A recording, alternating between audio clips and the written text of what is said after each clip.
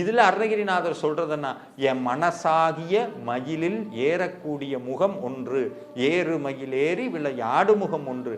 ஏறி என்ன பண்ணாரா? ஈசருடன் ஞானமொழி பேசும் முகம் ஒன்று.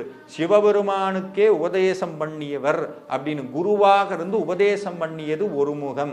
ஏறுமயில் ஏறி விளையாடு முகம் ஒன்று, ஈசருடன் ஞானமொழி பேசும் முகம் ஒன்று. அதுக்கப்புறம் என்ன பண்ணுவாரா? கூறுமடியார்கள் வினை தீர்க்கும் முகம் ஒன்று. யாரெல்லாம் திருப்புகளை மனமுருகி பாடுகிறார்களோ அவர்களுடைய கர்மவினையை தீர்த்து அவர்களுக்கு நல்ல வாழ்வை, முருக பக்தருங்கிற வாழ்வை கொடுக்கக்கூடிய முகம் ஒன்று. கூறுமடியார்கள் வினை தீர்த்த முகம் ஒன்று. அதுக்கப்புறம் குன்றுருவ வேள்வாங்கி நின்ற முகம் உண்டு.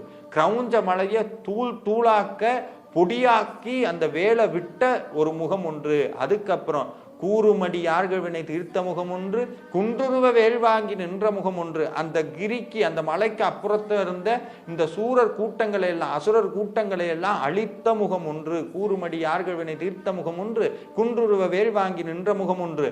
மாறுபடு சூரனை வதைத்த முகம் ஒன்று. சூரனை இருகூறாக்க பிளந்த வேலை கொண்ட முகம் ஒன்று. மாறுபடு சூரனை வதைத்த முகம் ஒன்று. அதுக்கப்புறம் வள்ளியை மனம்புணர வந்த முகம் ஒன்று. வள்ளியை கட்டி கொண்ட முகம் ஒன்று. வள்ளியை மனம் புணர வந்த முகம் ஒன்று.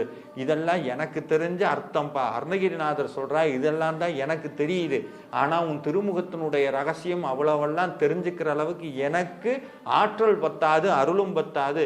அதை நீயே எனக்கு சொல்லணும்னு சொல்றார். ஆறுமுகமான பொருள் நீ அருளல் வேண்டும்ங்கிறார். எனக்கு தெரியாது, நீதான் சொல்லணும். எப்ப சொல்லணுங்கிறார்னா என் ஹிருதயத்துல உட்கார்ந்து சொல்லணுங்கிறார். ஆறுமுகமான பொருள் நீ அருளல் வேண்டும். ஆதி அருணாச்சலம் அமர்ந்த பெருமாளே, அந்த அருணாச்சலம் சொல்லக்கூடிய திருவண்ணாமலையில் இருக்கிற முருகனே, உன்னுடைய ஆறு முகத்தினுடைய பொருளை எனக்கு சொல்லுன்னு சொல்றார்.